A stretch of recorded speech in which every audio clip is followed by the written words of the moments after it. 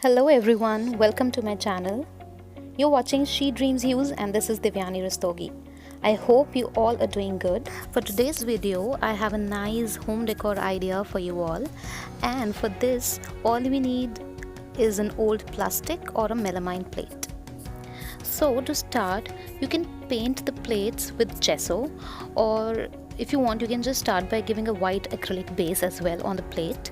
As you can see here, I've used these old plastic plates, and what I did is I have used tissue paper and I've given a texture to the plate using tissue and Fevicol.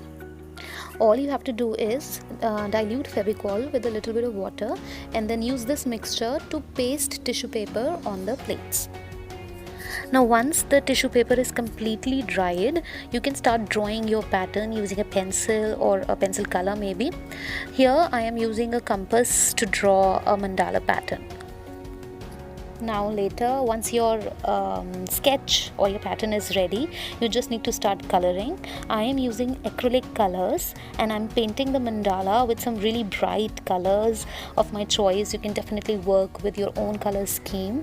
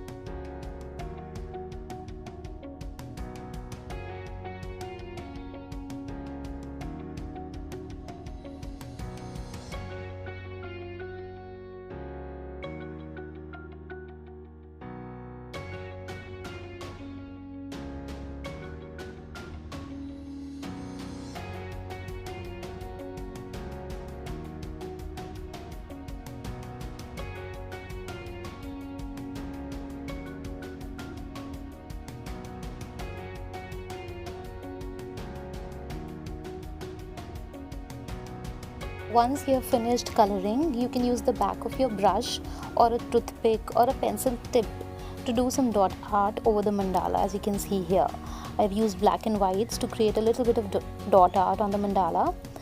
And lastly, use a coat of varnish to finish your work.